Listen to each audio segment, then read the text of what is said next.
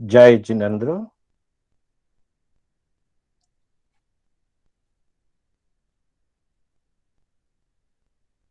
मोक्ष मार्गस्य नेतारम् भेतारम् कर्म भूभृता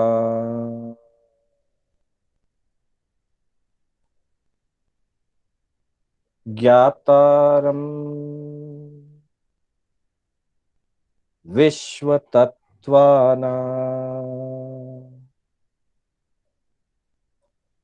वन्दे तद्गुणलब्धये।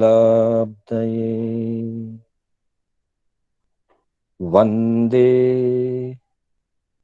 तद्गुणलब्धये।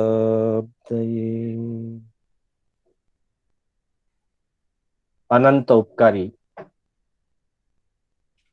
आस्था के आयाम चरम तीर्थंकर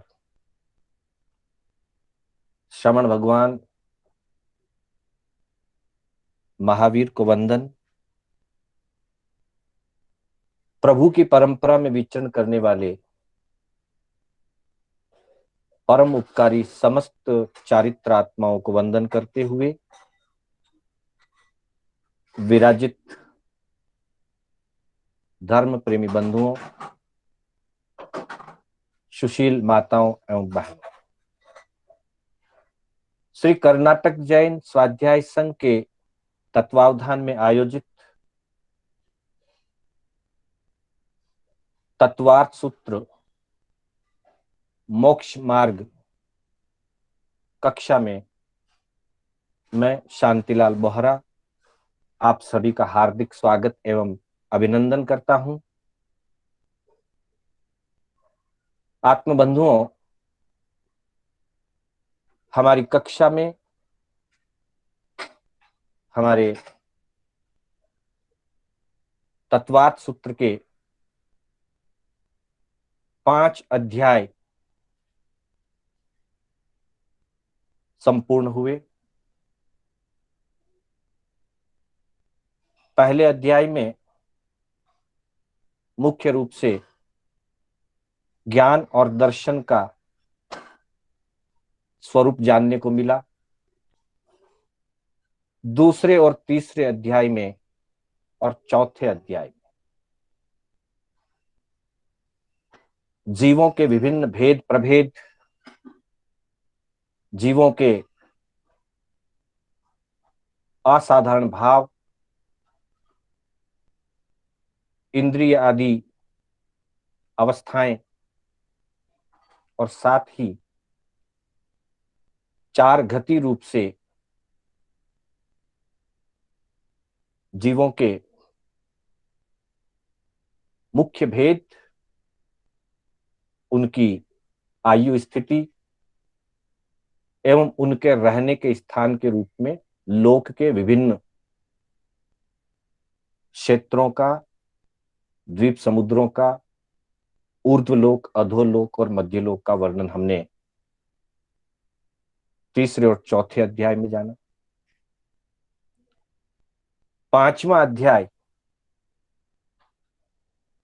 अजीव द्रव्य से संबंधित रहा, जिसमें अस्तिकाय, धर्म आदि द्रव्य, उनके उपकार, उनके निमित्त, उनके गुण, धर्म आदि द्रव्यों की प्रदेशों की संख्या, अवगाहन के रूप में लोक अलोक का स्वरूप, फिर काल द्रव्य और फिर पुद्गल द्रव्य की विभिन्न अवस्थाएं एवं पुद्गल द्रव्य में बंध का स्वरूप, इन सारी बातों की चर्चा हमने 5वें अध्याय में पूर्ण की। जैसा कि हम प्रत्येक अध्याय के बाद 1 या 2 कक्षाएं जैसी आवश्यकता होती है जिज्ञासा समाधान के रूप में रखते हैं। आज भी हम 5वें अध्याय से संबंधित कुछ जिज्ञासाओं की चर्चा और यथासंभव उनका समाधान करने की भावना रखेंगे। सबसे पहले मेरे पास श्रीमान भंवरलाल जी साहब कवाड़ के कुछ प्रश्न आए हैं, तो भंवरलाल जी साहब कवाड़ क्लास में उपस्थित होंगे। कवाड़ साहब।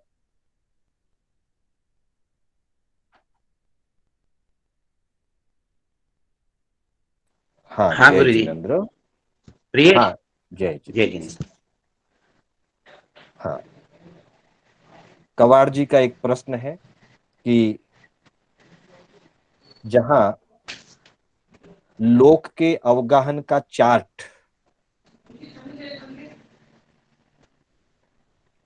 उस चार्ट के अंतर्गत काल के प्रदेशों की बात आई है और उसको रत्नों की राशि जैसे बताया गया है कि काल के अणु रत्नों की राशि के समान समझने चाहिए। इसके संदर्भ में भंवरलाल जी साहब का प्रश्न है कि कैसे समझा जाए।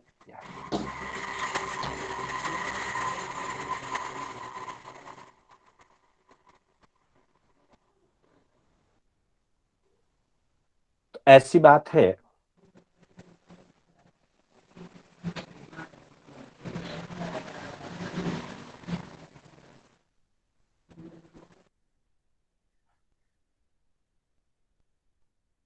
छह द्रव्यों में 5 द्रव्य अस्तिकाय कहे गए हैं।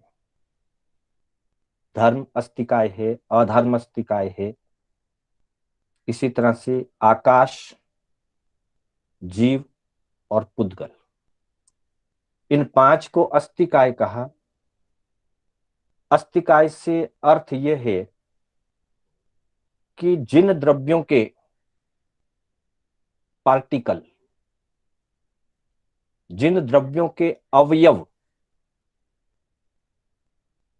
जिनको आगम की भाषा में प्रदेश कहते हैं, पुद्गल की अपेक्षा से अणु या परमाणु भी कहा जाता है, जहां परमाणुओं का संग्रह रूप बनता है, 2 या 2 से अधिक परमाणु जुड़ करके स्कंद का रूप धारण करते हैं, उन द्रव्यों को अस्तिकाय कहते हैं।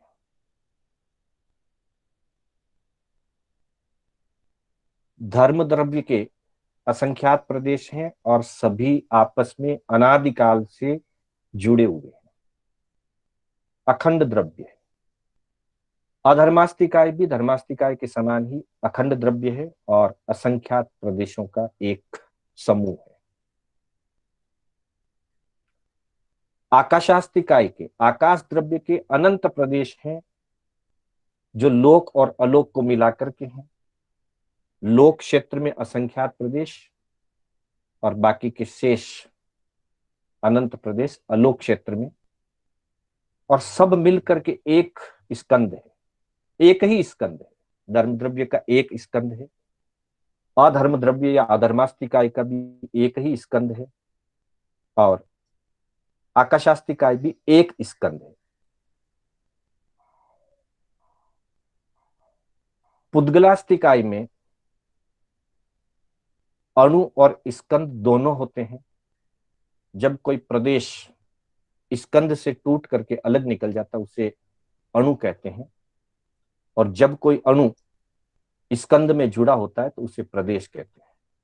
तो स्वतंत्र अणु भी अनंत होते हैं और द्विप्रदेशी से लेकर के संख्यात, असंख्यात, अनंत प्रदेशी स्कंद भी अनंत होते हैं। तो अणु को अस्तिकाय नहीं कहा जाता, इसलिए जहां प्रदेशों की चर्चा हुई वहां एक सूत्र आया था, न अणु। अणु के प्रदेश नहीं होते, अणु स्वतंत्र होता है। लेकिन जो स्कंद होते हैं उनके संख्यात, असंख्यात या अनंत प्रदेश होते हैं। जैसा स्कंद है उसके अनुसार उसके प्रदेश होते हैं। जीव की चर्चा में भी बताया गया कि एक जीव के असंख्यात प्रदेश होते हैं। ऐसे अनंत जीव हैं, लेकिन एक एक जीव के असंख्यात प्रदेश होते हैं। और एक जीव के जो असंख्यात प्रदेश हैं वो असंख्यात प्रदेशों का समूह, द्रव्य आत्मा जिसे कहते हैं, वो अखंड जीव द्रव्य है, इसलिए वो भी अस्थि का है। काल की जहां चर्चा हुई, सबसे पहली बात, काल को अप्रदेशी माना गया। अप्रदेशी कहने का मतलब है कि काल के अणुओं का स्कंद नहीं बनता, काल के अणु स्वतंत्र है।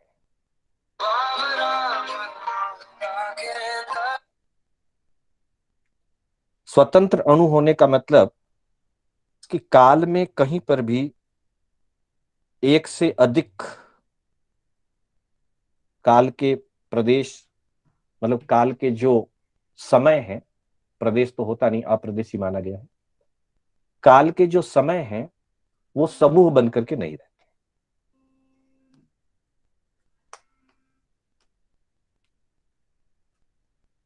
अब दूसरी बात आती है कि काल द्रव्य है, और द्रव्य होने का मतलब यही है कि उसका कुछ न कुछ अस्तित्व है। बिना अस्तित्व का कोई द्रव्य नहीं होता है। काल का भी अस्तित्व है, और काल का अस्तित्व काल के स्वभाव से जानने में आता है। काल का प्रभाव दिखाई देता है। काल के निमित्त से जो अन्य द्रव्यों में वर्तना होती है, उस वर्तना को भी अनुभव किया जा सकता है, जाना जा सकता है। नई चीज पुरानी हो जाती है, पुरानी चीज धीरे धीरे सड़ गल करके नष्ट हो जाती है, व्यक्ति अपने आयु से बड़ा होता है। तो ये सारे काल के प्रभाव है, और इसी अपेक्षा से काल का वर्तन गुण कहा गया। साथ ही 25 बोल के अंदर 6 द्रव्यों की जहां बात आई है, 60 द्रव्य के 30 भेद, वहां कहा गया कि एक काल अनंत द्रव्यों पर प्रवर्त है। वहां एक काल की बात कही गई, एक काल अनंत द्रव्यों पर प्रवर्तता है।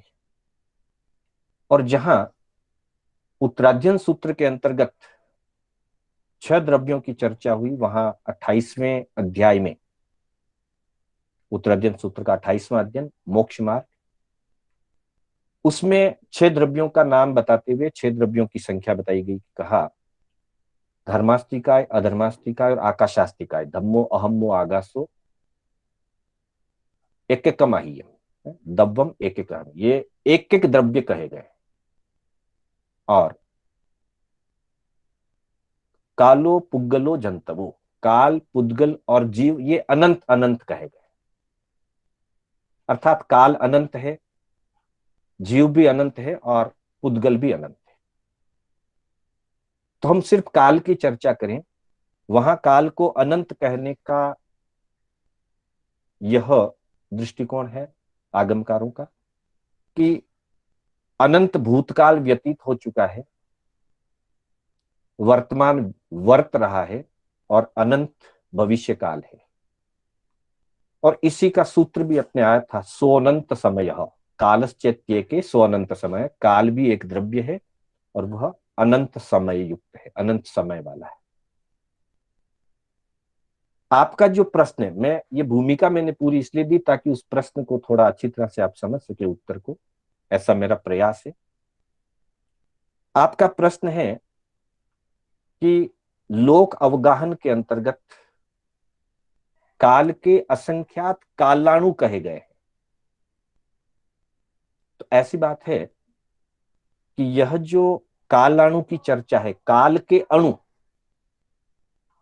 चूंकि काल एक द्रव्य है, इसलिए उसका कुछ न कुछ अस्तित्व है। उस अपेक्षा से ये काल अणु असंख्यात और उनको रत्न राशि के समान उपमित करके बताया गया है। ऐसा वर्णन उत्तरार्जुन सूत्र में नहीं है, और हमारे 25 बोल के थोकड़े आदि में भी इस प्रकार का वर्णन नहीं है।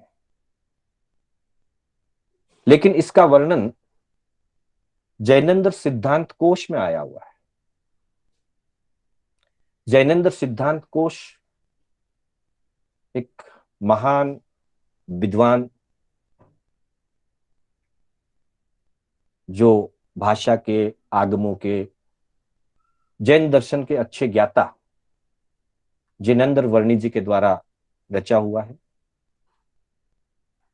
जैनेन्द्र सिद्धांत कोश के दूसरे भाग में जहां काल का वर्णन है, वहां इसकी थोड़ी थोड़ी चर्चा मिलती है कि पूरे लोक में, अब क्यों इसकी अपेक्षा समझेंगे कि पूरे लोक में असंख्यात प्रदेशी लोक है आकाश की अपेक्षा से, और लोक के प्रत्येक प्रदेश पर धर्म, अधर्म, जीव और पुद्गल ये रहे हुए हैं।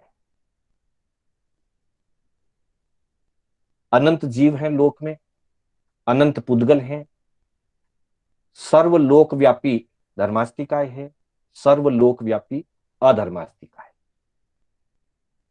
और जो द्रव्य लोक के जिस आकाश प्रदेश पर अवस्थित है,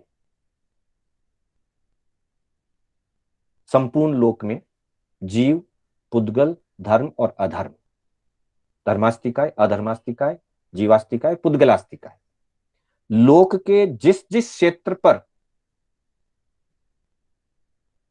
जीव और पुद्गल तो अलग अलग होते हैं, धर्मास्तिकाय, अधर्मास्तिकाय अखंड द्रव्य है, लेकिन पूरे लोक में व्याप्त है।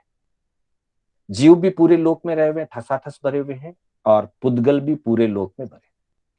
तो जहां जहां जिस जिस आकाश प्रदेश पर जो जो द्रव्य है, धर्मास्तिकाय, अधर्मास्तिकाय, लोक आश्रित आकाशास्तिकाय भी, और जीव और पुद्गल, ये प्रति समय निरंतर अपने स्वरूप में परिणमन करते हैं। इनकी पर्यायें बदलती रहती है। तो परिणमन करने में जो निमित्त कारण है वो काल है। उस अपेक्षा से कुछ दिगंबर ग्रंथों में और जैनेन्द्र सिद्धांत कोश में, जैनेन्द्र सिद्धांत कोश भी जिनेन्द्र वर्णी जी जिसकी मैंने चर्चा की, वे भी दिगंबर विद्वान, प्रकांड पंडित, उनकी वो रचना है जैनेन्द्र सिद्धांत कोश, 4 भाग, जिसके दूसरे भाग में काल का स्वरूप आया हुआ है। तो उस अपेक्षा से कहा गया कि काल के भी असंख्यात अणु हैं, और एक एक लोक के आकाश प्रदेश पर एक एक काल का अणु अवस्थित है। हालांकि उत्तरार्जुन सूत्र में इसका वर्णन मुझे देखने में नहीं आया, और भी कहीं पढ़ने सुनने में नहीं आया, पर कुछ दिगंबर ग्रंथों में और जैनेन्द्र सिद्धांत कोश में, तत्वार्थ सूत्र की दिगंबर टीकाओं में भी इसका वर्णन है। काल के असंख्यात अणु है। क्यों इनको रत्न राशि की समान कहा, इसको समझने के लिए एक उदाहरण से समझिए कि जैसे एक कोई बर्तन है, एक घड़ा है समझ लीजिए, और उस घड़े में रत्नों को भर दिया जाए, पूरा भरा हुआ है, ठसाठस भरा हुआ है,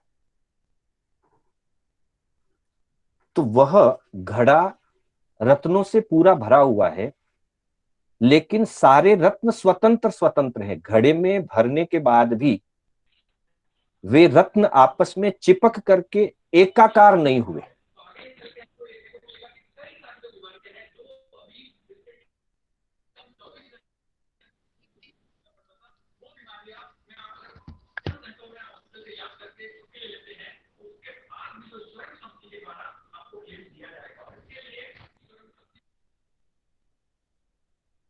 जैसे घड़े में रहे हुए रत्न पूरा घड़ा भरा है, लेकिन वो एकाकार नहीं हुए, स्वतंत्र स्वतंत्र हैं। एक के पास दूसरा, दूसरे के पास तीसरा, ठसाठस भरे, फिर भी स्वतंत्र स्वतंत्र हैं। ठीक वैसे ही काल एक द्रव्य है, पर काल के अणु समूह रूप धारण नहीं करते हैं, पूरे लोक में भरे हैं। समूह रूप नहीं होने से उनको रत्न राशि के समान संपूर्ण लोक में रहे हुए काल अणु कहे गए हैं। ऐसा दिगंबर ग्रंथ पाठों में और जैनेन्द्र सिद्धांत कोश में वर्णन है। श्वेतांबर आगमों में जहां तक मैंने थोड़ा बहुत पढ़ा है, मुझे कहीं पढ़ने में नहीं आया। इसके अलावा कोई विशेष चर्चा इसकी रहेगी तो और गुरु भगवंतों से इसके बारे में जानकारी होने के बाद बताने का लक्ष्य रहेगा। तो ये काल अणु की जो चर्चा आई है उसके बारे में ये बात हुई।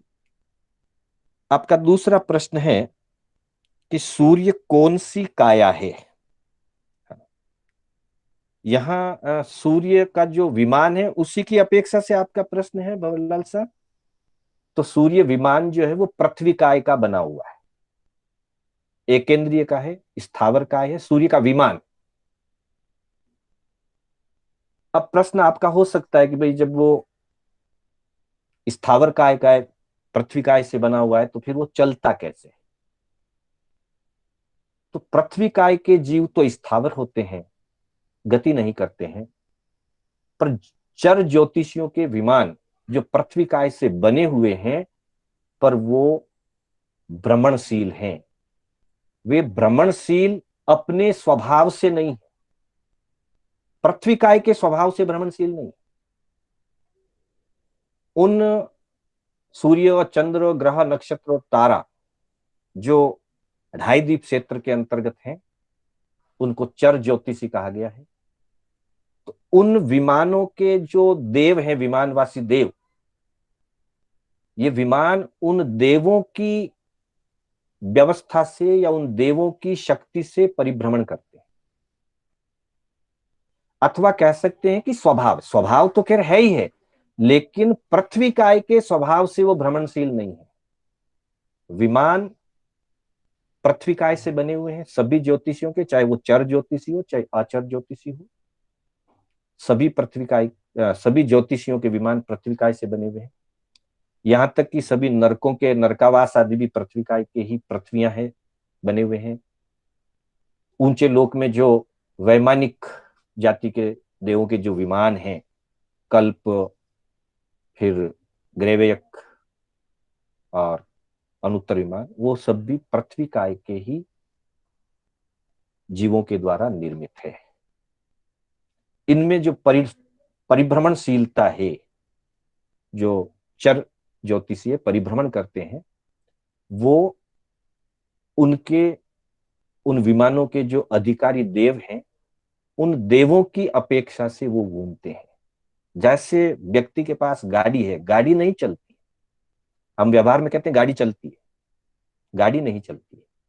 गाड़ी को उसका ड्राइवर चलाता है तो चलती है, वरना गाड़ी आज कहीं खड़ी कर दें, 1 घंटा निकले, 1 दिन निकले, 1 वर्ष निकले या 100 वर्ष निकल जाए, गाड़ी अपने आप कहीं पर भी चल करके नहीं जाएगी।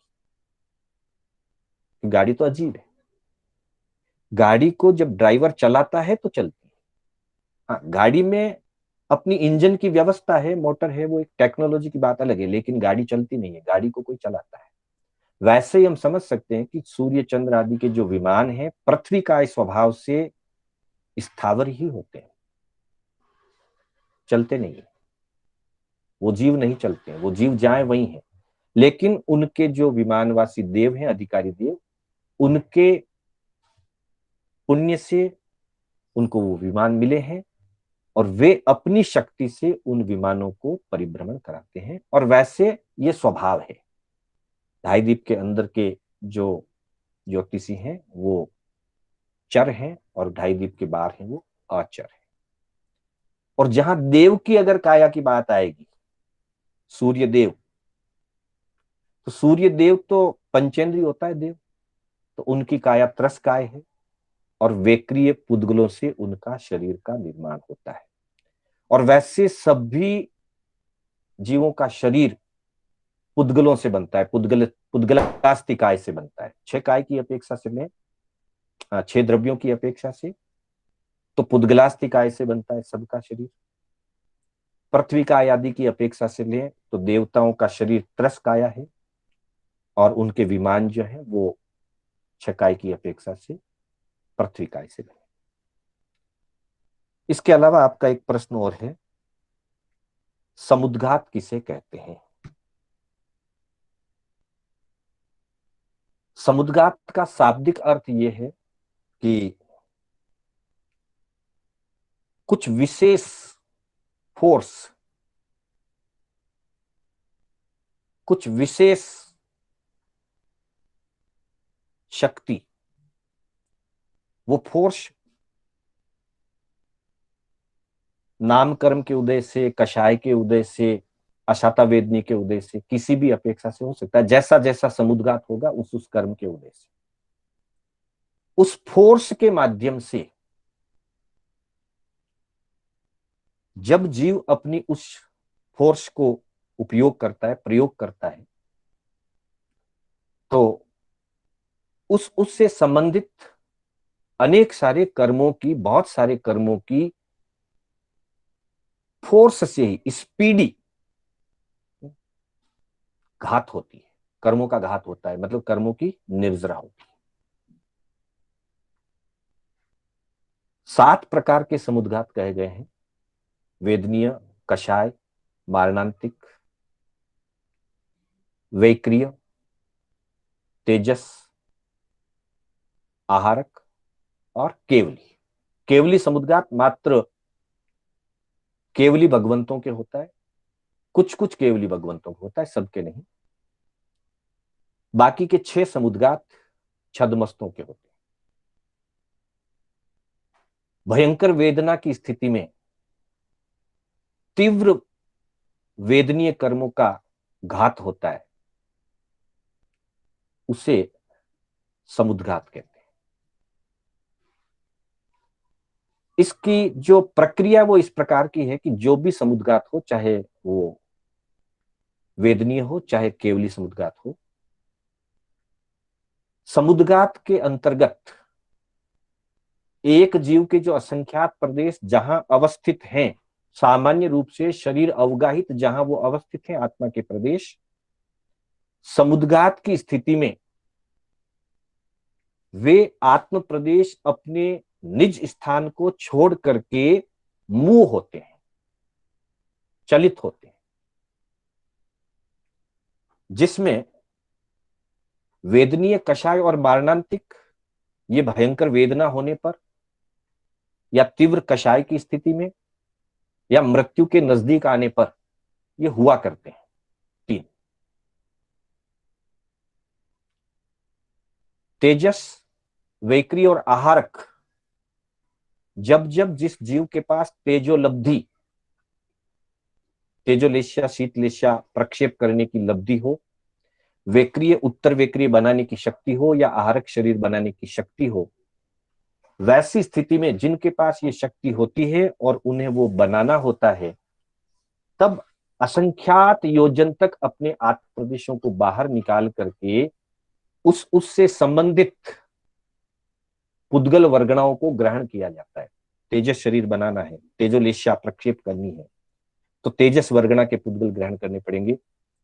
वैक्रिय निर्माण करना है तो वैक्रिय पुद्गलों को ग्रहण करना होगा। आहारक का शरीर बनाना है तो आहारक के पुद्गलों को, आहारक वर्गणा के पुद्गलों को ग्रहण करना होगा। तो उनको ग्रहण करने के लिए जो आत्म प्रदेश शरीर से बाहर निकलते हैं लोक में, और लोक में से उन उन पुद्गलों को ग्रहण करते हैं, उस बाहर निकलने की प्रक्रिया को समुद्घात कहते हैं। और उस समय विशेष करके नाम कर्म की विशेष निर्जरा होती है। जो जो नाम कर्म, तेजस नाम कर्म बंधा हुआ है, वैक्रिय नाम कर्म बंधा हुआ है, आहारक नाम कर्म बंधा हुआ है, उन कर्मों की निर्जरा होती है। कषाय समुद्घात में कषाय मोहिनी की निर्जरा होती है। वेदनीय समुद्घात में वेदनीय कर्म की निर्जरा होती है और मारणांतिक समुद्घात में आयु कर्म की निर्जरा होती है। 6 जो कषाय आदि 6 समुद्घात है वेदनीय कषाय आदि जो छद्मस्तों को होते हैं, उनके समुद्घात के समय नए कर्मों के भी बंध की संभावना रहती है। और विशेष करके कषाय समुद्घात के समय तो विशेष कर्मों का बंध होता है। विशेष कर्मों की निर्जरा भी होती है पूर्व बंधे हुए की, और विशेष कर्मों का बंधन भी होता है। केवली समुद्घात ही एकमात्र ऐसा है जो केवल ज्ञानी करते हैं, सभी केवली नहीं करते। जिनके आयुष्य कर्म कम हो, आयु स्थिति कम हो और अन्य कर्म ज्यादा हो, अघाती कर्म, वैसी स्थिति में केवली समुद्घात किया जाता है। बिल्कुल 8 समय का होता है, वो किया जाता है, होता नहीं, किया जाता है। केवली आत्मा, केवली भगवंत अपने आत्म पुरुषार्थ से उसको करते हैं। उस समय कर्मों की सिर्फ निर्जरा ही होती है, बंध नहीं होता। 6 समुद्घातों में निर्जरा के साथ बंध भी होता है। कई बार निर्जरा से ज्यादा बंध हो सकता है कुछ स्थितियों में, वो निर्भर करता है स्थितियों पर। कम बंद हो सकता है, ज्यादा हो सकता है, पर बंद होता है। निर्जरा होती है, बंद होता है। केवली समुद्घात के समय निर्जरा ही होती है, विशेष बंद नहीं होता। सामान्य जो सातावेदनीय का एक समय की स्थिति का बंद और एक समय की अगले समय का वेदन, वो जो सामान्य चल रहा है वो तो होता रहेगा, लेकिन केवली समुद्घात के निमित्त से कोई विशेष बंद नहीं होता, जबकि 6 समुद्घातों में विशेष बंद होता है। तो 2 बातें इसमें ध्यान में आती है। पहली बात, आत्म प्रदेशों का अपने यथा स्थान से बाहर निकलना, शरीर अवगाहना से बाहर निकलना, अथवा अपनी शरीर अवगाहना के अंदर ही अपने यथा स्थान को छोड़ करके मूव होना, उसे समुद्घात कहते हैं। और दूसरी बात, समुद्घात, विशेष शक्ति पूर्वक कर्मों को घात करने की एक प्रणाली है जिसे समुद्घात कहा गया है। समूचे रूप से ये अर्थ है। केवली समुद्घात में ये संपूर्ण रूप से लागू होता है, बाकी जगह भी लागू होता है, निर्जरा होती है, साथ में बंद भी होता है। इस तरह से समुद्घात की ये चर्चा आपके सामने रखी गई। गौरलाल साहब, आपका इससे संदर्भ में कोई और क्रॉस क्वेश्चन या कोई चीज पूछनी है तो आप? नहीं, ठीक है गुरु जी, धन्यवाद बहुत। जय जिनेन्द्र सर। मास्टर जी, एक क्लैरिफिकेशन चाहिए था जी। केवली समुद्घात हमने अभी तक ऐसे सुना था कि वो होता है, किया नहीं जाता है। जी जी जी, बिल्कुल बिल्कुल, फरमाइए। हाँ, नहीं, आपने फरमाया ऐसा कि है। करते हैं, हाँ, होता नहीं है।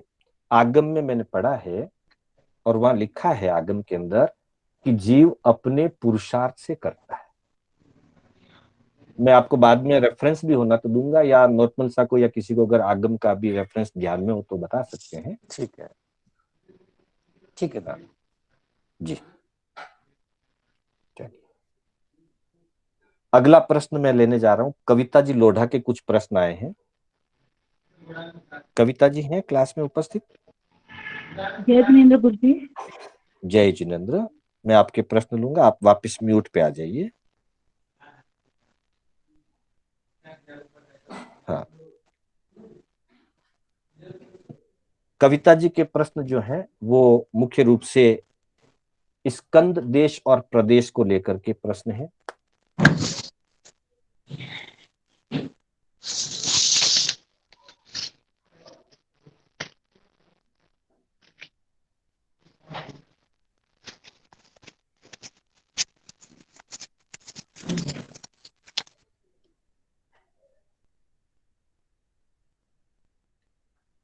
कविता जी ने प्रश्न किया है जो स्कंद देश और प्रदेश को लेकर के है। जीव और अजीव दोनों की अपेक्षा से आपका ये प्रश्न है। तो पहले कविता जी आप इसमें स्कंद देश और प्रदेश का स्वरूप क्या होता है थोड़ा सा उसे समझ लीजिए, तो फिर आपके प्रश्न का समाधान आसानी से हो जाएगा। अभी हमारी चर्चा जब 6 द्रव्यों के बारे में चल रही थी तो हमारी चर्चा हुई थी कि एक जीव अखंड द्रव्य होता है और ऐसे अनंत जीव हैं। धर्मास्तिकाय अखंड द्रव्य होता है पर धर्मास्तिकाय एक ही द्रव्य है। जीव अनंत द्रव्य है, जीव अनंत है। असंख्यात प्रदेशी अखंड द्रव्य रूपी जीव अनंत है। धर्मास्तिकाय का भी एक स्कंद है और वो एक ही द्रव्य है, वो भी अखंड द्रव्य है।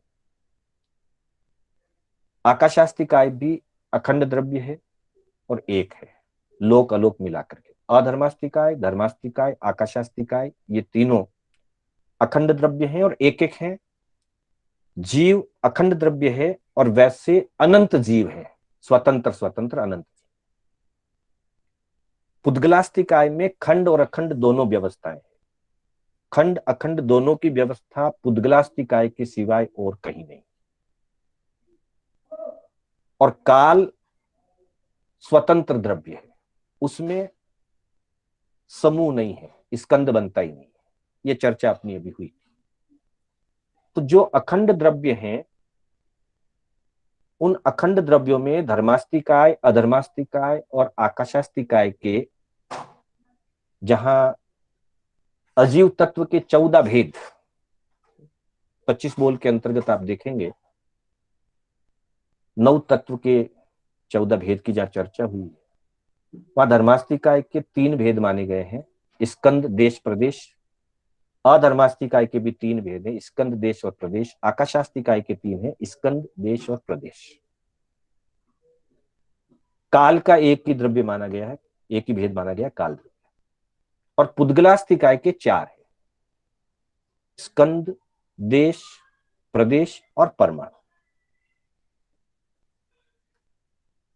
इन 14 पॉइंट्स को आप पहले ध्यान में रखिए। धर्मास्तिकाय के 3 भेद, अधर्मास्तिकाय के 3 भेद, आकाशास्तिकाय के 3 भेद, 9 हो गए। 10वां काल द्रव्य का एक ही भेद है, क्योंकि काल द्रव्य का समूह नहीं होता। काल स्वतंत्र द्रव्य है। धर्मास्ति, अधर्मास्ति और आकाशास्तिकाय अखंड द्रव्य है।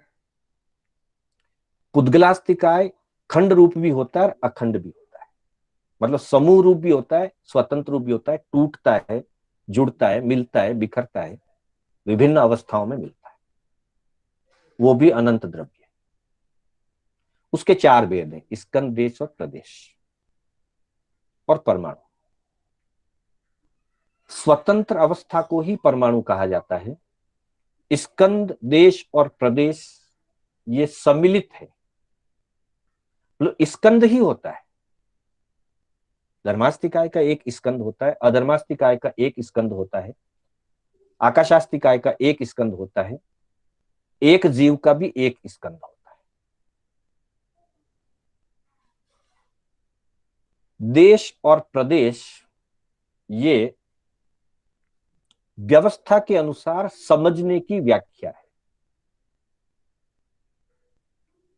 जैसे संपूर्ण धर्मास्तिकाय लोक प्रमाण है, तो धर्मास्तिकाय का एक स्कंद लोक जितना बड़ा है, संपूर्ण लोक जितना बड़ा एक धर्मास्तिकाय।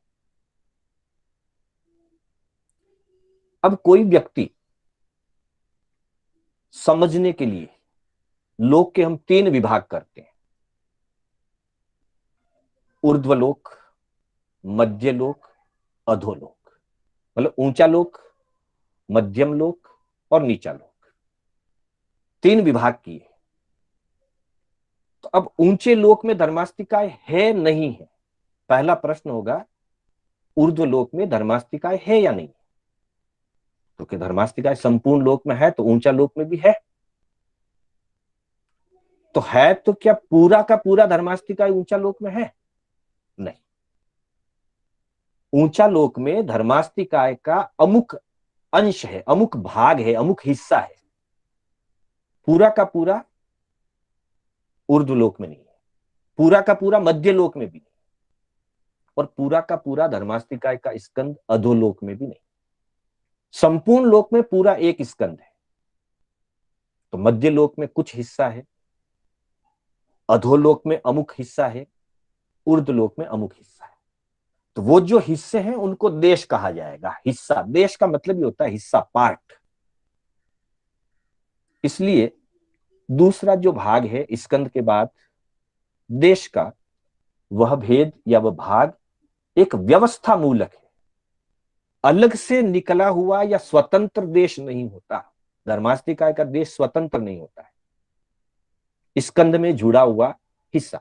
अब वो हिस्सा कितना भी हो सकता है, अंगुल के असंख्यातवें भाग से लेकर देश न्यून अंगुल के असंख्यातवें भाग तक, मतलब संपूर्ण लोक में से देश न्यून कम कर लें तो वो भी हिस्सा ही होगा। संपूर्ण लोक का स्कंद है। संपूर्ण लोक में एक आकाश प्रदेश जितना भी कम की अगर कहीं कल्पना की, तो इतना सा हिस्सा छोड़ करके तो बाकी ये इतना बचता है, उसको देश कहे। स्कंद संपूर्ण द्रव्य को कहते हैं जो अखंड द्रव्य है। देश उसके किसी भी व्यवस्था मूलक हिस्से को कहते हैं देश, छोटा बड़ा कितना भी हो सकता है। अब वो जो पूरा स्कंद बना हुआ है उसमें कितने पार्टिकल हो सकते हैं, कितने अंश हो सकते हैं, तो ज्ञानियों ने फरमाया कि संपूर्ण लोक प्रमाण जो धर्मास्तिकाय है या अधर्मास्तिकाय है उसके असंख्यात असंख्यात अंश हैं। जो अंश जुड़े हुए हैं, स्वतंत्र नहीं है। असंख्यात अंशों का जुड़ा हुआ, असंख्यात प्रदेशों का जुड़ा हुआ एक धर्मास्तिकाय का स्कंद है। तो एक एक जो प्रदेश जिसको कहा, एक एक अंश उसको प्रदेश कहा जाएगा, पर वो भी उसमें जुड़ा हुआ है, अलग निकला हुआ नहीं। अखंड द्रव्य है, इसलिए धर्मास्तिकाय, अधर्मास्तिकाय, आकाशास्तिकाय और एक जीव में से कोई भी प्रदेश अलग नहीं निकलता। प्रदेश उसमें जुड़ा हुआ अंतिम हिस्सा है। अनेक प्रदेशों का कोई भी व्यवस्था मूलक भाग उसका देश कहलाएगा और संपूर्ण द्रव्य स्कंद कहलाएगा। ये 4 अखंड द्रव्यों की अपेक्षा से।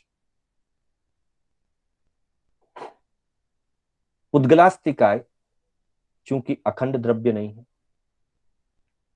उसमें भी देश प्रदेश और स्कंद की व्यवस्था है। जब तक वो स्कंद में जुड़े हुए हैं तब तक वो देश और प्रदेश कहलाते हैं। जैसे ही कोई प्रदेश, अंतिम पार्ट जो जुड़ा हुआ है उसको प्रदेश कहते हैं, जब वो अलग निकल जाता है तो उसको परमाणु कहते हैं। परमाणु का भेद सिर्फ उद्गलास्तिकाय है। और काल द्रव्य में तो वैसे ही समूह नहीं बनता, इसलिए वहां न कोई स्कंद है, न कोई देश है, न प्रदेश, वैसी कोई वहां परिभाषा या व्याख्या दी नहीं गई है, एक ही भेद का है। अब आपने जिससे प्रश्न किया कि क्या स्थावर जीव में भी, मतलब एकेंद्रिय आदि के जीव में भी स्कंद देश प्रदेश होते हैं क्या? ऐसा है, जीव को एक जीव कहा, वो अपने आप में एक स्कंद है।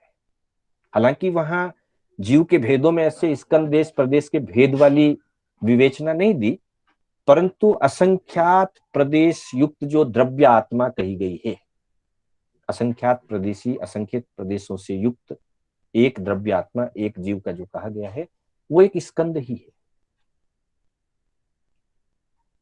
और उसमें असंख्यात जो प्रदेश कहे गए वो उसके प्रदेश हैं जीव के, इसलिए कहते हैं जीव के असंख्यात प्रदेश होते हैं। हर प्रदेश के ऊपर, असंख्यात प्रदेशों पर, सभी प्रदेशों के ऊपर कर्मों का बंधन होता है, तो वहां प्रदेश की बात है। देश का कोई औचित्य नहीं है। वैसे हम समझने के लिए भी, जैसे हमारे पूरे शरीर में आत्मा के प्रदेश रहे हुए हैं, शरीर अवगाहित, शरीर के किसी भी हिस्से में आत्मा नहीं है ऐसा नहीं है, संपूर्ण हिस्से में आत्मा है। और वो संपूर्ण आत्मा एक स्कंद है जो असंख्यात प्रदेशी है, असंख्यात आत्म प्रदेशों से एक आत्मा का ये सहज रूप है, कोई बना नहीं है, किसी ने बनाया नहीं है। धर्मास्तिकाय को, अधर्मास्तिकाय को, जीव को, असंख्यात प्रदेश, ये स्वाभाविक है। हम समझने के लिए भाई मेरे हाथ जितने हिस्से में जीव है या नहीं है, जीव है। तो क्या संपूर्ण जीव हाथ के हिस्से में है? संपूर्ण जीव नहीं है। जीव के अमुक प्रदेश हाथ वाले हिस्से में, अमुक प्रदेश आंख वाले हिस्से में है, कितने ही असंख्यात प्रदेश नाक वाले हिस्से में है, असंख्यात प्रदेश पांव वाले हिस्से में है, संपूर्ण शरीर में असंख्यात प्रदेश हैं। तो अगर हम सिर्फ समझने के लिए भी मेरे हाथ के हिस्से में, तो आत्मा का अमुक अंश, हालांकि आत्मा संपूर्ण होती है, अंश अलग निकलता नहीं, खंड होता नहीं, मात्र इसलिए वहां देश प्रदेश के भाग या भेद नहीं बताए, पर एक एकेंद्री के जीव में भी, निगोद की सूक्ष्म से सूक्ष्म निगोद जीव में भी जीव का एक स्कंद है, जीव अपने आप में एक स्कंद है, और वो असंख्यात प्रदेशी है। हर आत्मा में असंख्यात असंख्यात प्रदेश होते हैं। तो अजीव में भी प्रदेश होते हैं और जीव में भी प्रदेश होते हैं। स्कंद संपूर्ण उस द्रव्य को कहते हैं, और उसके किसी भी भाग को हम देश कहते हैं, और उसमें रहे हुए अंतिम हिस्से को, अंतिम पार्ट को हम प्रदेश कहते हैं। लेकिन धर्मास्तिकाय, अधर्मास्तिकाय, आकाशास्तिकाय और एक जीव, उनमें से स्कंद या प्रदेश कभी भी अलग नहीं होते। वो हमेशा एक स्कंद रूप, अखंड द्रव्य रूप ही रहते हैं। पुद्गल में सम्मिलित होकर के भी रहते हैं, स्कंद बन करके भी रहते हैं। टूट करके बड़े स्कंद के छोटे छोटे 2, 4, 10, 20, 50 स्कंद भी बन सकते हैं। छोटे स्कंद जुड़ करके बड़ा स्कंद भी बन सकता है। और अंतिम पार्ट जो परमाणु रूप है, वो अगर बाहर निकले, स्वतंत्र हो जाए, टूट करके निकले, तो वो परमाणु रूप में भी होता है। इस तरह से पुद्गलास्तिकाय में स्कंद, देश, प्रदेश और परमाणु, ये 4। फिर आपने एक प्रश्न पूछा कि जो वाटर है, water is made up of H2O, तो क्या ये प्रदेश है? ऐसा है कि साइंस तो यही मानती है कि पानी का जैसे फॉर्मूला दिया है H2O, H जो है वो हाइड्रोजन को रिप्रेजेंट करता है, और O जो है वो ऑक्सीजन को रिप्रेजेंट करता है। और पानी का एक अणु, विज्ञान की दृष्टि से बात कर रहा हूं, पानी का जो एक अणु है, उसमें हाइड्रोजन के 2 अणु और ऑक्सीजन का एक अणु, H2O। ये इसका सूत्र है पानी का। जिन्होंने साइंस पढ़ा उनको इसके बारे में ज्यादा जानकारी होगी। H2O, 2 एटम हाइड्रोजन के और एक और एटम ऑक्सीजन का जब मिलता है तो पानी बनता है, पानी का एक अणु बनता है। ऐसा विज्ञान अपने फिजिक्स के रूप में स्वीकार करती है। तो व्यवहार में हम उनको अणु कह सकते हैं, ऑक्सीजन के 2 अणु और हाइड्रोजन के 2 अणु और ऑक्सीजन का एक अणु। लेकिन जैन दर्शन जिसको अणु कहता है, वो अणु बहुत छोटा है। विज्ञान जिसे हाइड्रोजन का एक अणु या ऑक्सीजन का एक अणु कहती है, वो अणु अनंत अनंत परमाणुओं से मिला हुआ एक छोटा स्कंद है। वैसे व्यवहार दृष्टि से समझने के लिए आप समझ सकते हैं कि वो 2 ऑक्सीजन के या हाइड्रोजन के अणु मिलकर के पानी बना है, तो वो उसके अणु है विज्ञान के हिसाब से। क्योंकि कोई भी स्कंद जब तक अनंत परमाणुओं का समूह नहीं बन जाता, अनंत परमाणुओं का समूह नहीं बन जाता, वहां तक वो किसी भी लेबोरेटरी के द्वारा, किसी भी सूक्ष्म टेक्नोलॉजी के द्वारा या सामान्य आंखों के द्वारा छद्मस्त नहीं जान सकता। हाँ, विशिष्ट अवधि ज्ञानी, उनके अवधि ज्ञान की जितनी जितनी क्षमता है उसके अनुसार से वो जान सकते हैं, लेकिन सामान्य व्यक्ति नहीं जान सकता। इसलिए साइंस जो भी एक्सपेरिमेंट करती है, व्यवहार की दृष्टि से उनको अणु कहा गया है, परमाणु भी कहा गया, एटम बम, हाइड्रोजन बम, उनको अणु कहा गया। लेकिन ज्ञानियों के ज्ञान के हिसाब से और जैन दर्शन की फिलोसॉफी के हिसाब से जिनको साइंस अणु कहती है, वो लास्ट पार्ट नहीं है, क्योंकि वहां अणु को भी तोड़ा जाता है, अणु में विस्फोट किया जाता है, वो वहीं से सिद्ध हो रहा है। अणु में जब विस्फोट होता है तो वो और टुकड़ों में बंटता है, और जैनिज्म के हिसाब से परमाणु जो है पुद्गल का अंतिम भाग है, जिसको और आगे नहीं तोड़ा जा सकता। तो इस तरह से जो पानी का फॉर्मूला आपने दिया है H2O, स्थूल दृष्टि से तो हाइड्रोजन के 2 अणु और पानी, ऑक्सीजन का एक अणु मिल करके पानी बनता है। लेकिन वे अणु अपने आप में अनंत अनंत प्रदेशी हैं। उनमें वापिस वो एक स्कंद है, उसका हिस्सा देश है, और उसमें जो लास्ट पार्ट जुड़ा हुआ है वो प्रदेश है, वो अनंत प्रदेशी है। कविता जी। हाँ मास्टर जी, हाँ गुरु जी, क्लियर हो गया। जय जिनेंद्र, क्लियर हो थैंक गया। यू। जय जय। चलिए, एक प्रश्न सुरेश चंद्र जी भंडारी का 2-3 दिन पहले की क्लास में था, परिणमन से संबंधित, कि जो सूत्र आया था ना एक, बंदे समाधिको पारिणामिको च, उसका आपने प्रश्न किया था कि भाई जब कोई न कोई लॉजिक होता है तो ही क्रिया होती है। बिल्कुल ठीक है। जहां अधिक अंश वाला कोई एक स्कंद या परमाणु है, तब तो वो दूसरे को अपने समान में कन्वर्ट कर लेता है। अधिक अंश वाला, अधिक गुणात्मकता वाला कम गुणात्मकता को अपने समान अधिक गुणात्मकता में कन्वर्ट करता है। बंधे समाधिको पारिणामिको। और जब दोनों समान होते हैं, समान तभी होंगे जब विसदृश बंध होगा। सदृश बंध में समान अंशों का बंध होता नहीं है। तो मान लीजिए एक 20 डिग्री रुक्ष है, दूसरा 20 डिग्री स्निग्ध है। तो वैसी स्थिति में कहा कि या तो दोनों रुक्ष में परिणत हो जाएंगे या दोनों स्निग्ध में परिणत हो जाएंगे। तो उसके पीछे क्या लॉजिक हो सकता है? तो विशेष तो इसके बारे में कहीं अभी तक जानकारी आई नहीं, पर संघवी सुखलाल जी के विवेचन में इतना सा वर्णन पढ़ने में आया है कि द्रव्य क्षेत्र काल और भाव,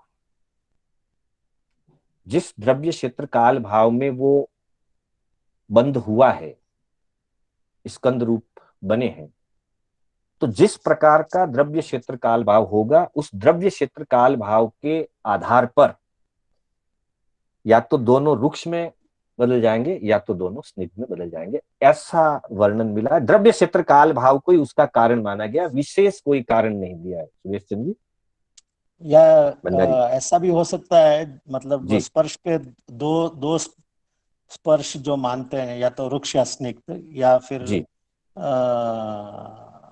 शीत और उष्ण। शीत और उष्ण। जी, तो या शीत और उष्ण कोई रोल प्ले करता होगा?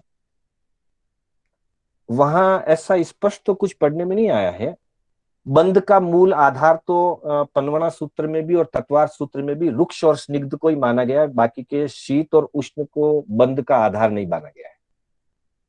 प्रज्ञापना सूत्र में भी जहां पूछा कि भाई बंध कितने प्रकार का होता है, कल परसों अपनी चर्चा हुई, तो उसमें भी स्निग्ध और रुक्ष दो ही बातों को सामने रखा गया, शीत उष्ण को नहीं रखा गया। नहीं, बंध का आधार तो हाँ स्निग्ध और रुक्ष ही है। जी, हाँ लेकिन जहाँ पे तो हाँ समान वाले गुण हाँ वाले में जब बंध होगा, तो जी, वहाँ कोई ना कोई तो आधार होगा हाँ जिससे वो या तो रुक्ष हाँ होगा या हो तो स्निग्ध सकता है। होगा। हाँ जी, इसीलिए वहां लिखा है कि द्रव्य क्षेत्र काल भाव के ऊपर निर्भर करता है। तो उस द्रव्य क्षेत्र काल भाव में और क्या चीजें और गहराई से अगर हम देखेंगे तो कहीं ठीक मिलेगा, है। तो मैं प्रयास करूंगा। जय जिनेन्द्र। जय। चलिए, आज की कक्षा को हम यही विराम देते हैं। उससे पूर्व कल की कक्षा से हमारे छठे अध्ययन का हम प्रारंभ करेंगे। तत्वार सूत्र का छठा अध्याय, मतलब हमारा जो हेय ज्ञेय और उपादेय जो तत्व के प्रति होता है, तो सिर्फ ज्ञेय वाला जो विषय है मुख्य रूप से वो जीव और अजीव द्रव्य के लिए कहा जाता है। ये ज्ञेय द्रव्य है, जानने योग्य है। तो हमारा जानने योग्य वाला विभाग लगभग पूरा हो गया। तो हमने जीव के स्वरूप को और अजीव के स्वरूप को जानने का एक प्रयास किया था। फिर हेय और उपादेय रह जाते हैं। वो भी ज्ञेय तो सभी है, पूरे के पूरे तत्व ज्ञेय है। ज्ञेय के बाद जो हेय और उपादेय की जो बात है, वो जीवन से विशेष रूप से जुड़ी हुई है और जीवन से ज्यादा महत्व रखती है वो चीजें।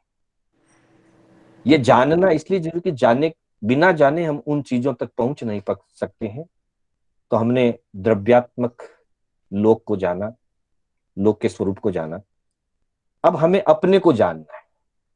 कल से जो विषय मुख्य रूप से शुरू होगा वो अब स्व को जानने वाला विषय है, स्व के जीवन को जानने वाला विषय है। हमारे जीवन में कर्मों का आश्रय क्यों होता है, किन किन कारणों से हमारे कर्म आते हैं, किस किस प्रकार से कर्म बंधते हैं, ये सारी चर्चा अब हमारी छठे अध्ययन से प्रारंभ होगी और जैसे जैसे आगे चलेगी तो सभी से पुनः निवेदन है कि आगे भी इसी तरह से आप जानने का अवसर लीजिए और आपके निमित्त से मुझे भी बहुत सारा ढूंढने का, खोजने का, मित्रों से चर्चा करने का अवसर मिल जाता है।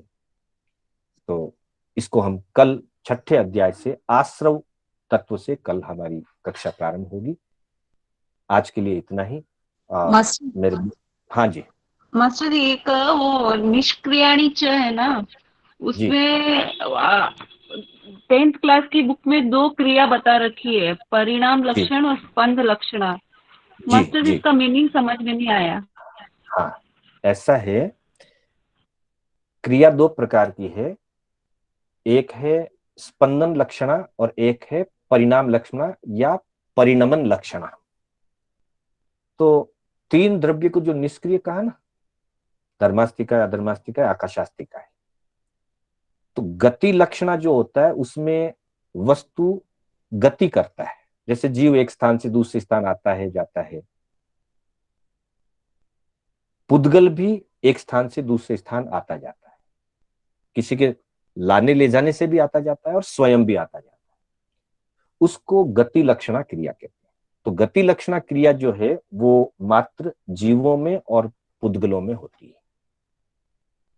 परिणाम लक्षणा क्रिया जो है वो सभी द्रव्यों में होती है। परिणाम लक्षणा का मतलब है जो हमारी शनिवार की जो कक्षा थी, तद्भाव परिणाम, जिसमें जीव के और अजीव के परिणामों की चर्चा की थी कि वस्तु अपने मूल स्वरूप में कायम रहते हुए अपनी पर्यायों में जो परिवर्तन होता रहता है उसको परिणाम लक्षणा कहते हैं।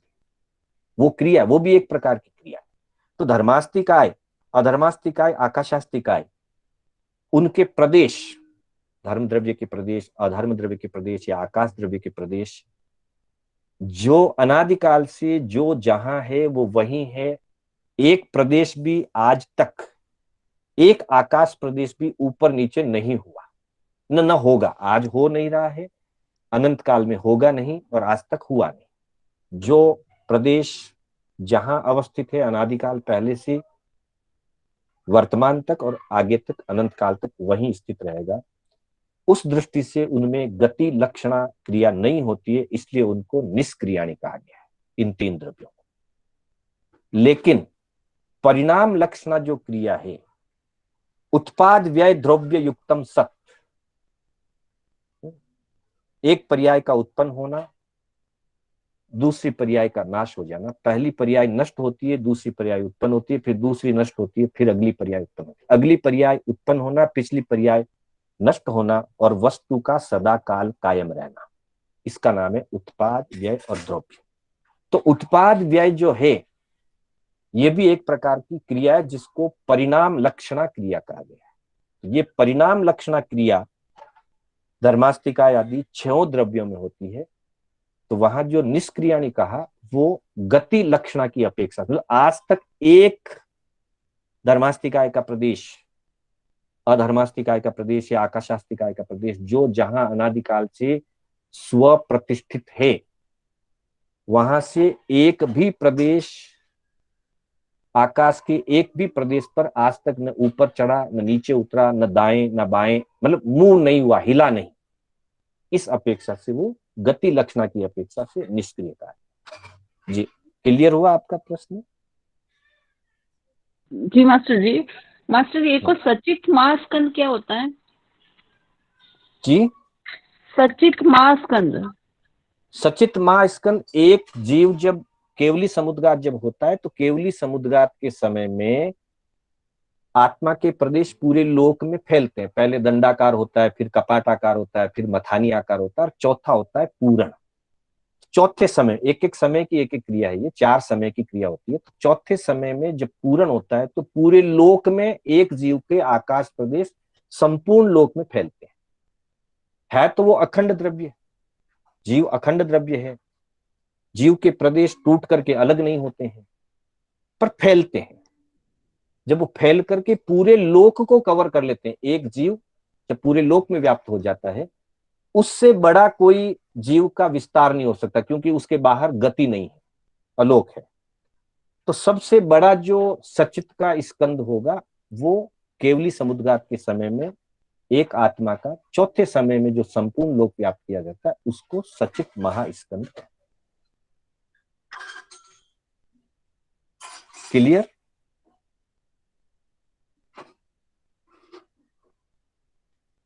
जी मास्टर जी। जय जिनेन्द्र जी, जय जिनेन्द्र। हाँ, पुनः मैं अपने वक्तव्य को विराम करता हुआ, किसी भी प्रकार की अवहेलना हुई हो या कोई आगम विपरीत कथन हुआ हो तो उसके लिए मैं संघ साक्षी से, आत्म साक्षी से, आप सभी की साक्षी से मिच्छामि दुक्कडम करता हुआ आज की कक्षा को विराम देता हूँ। जय जिनेन्द्र, जय महावीर।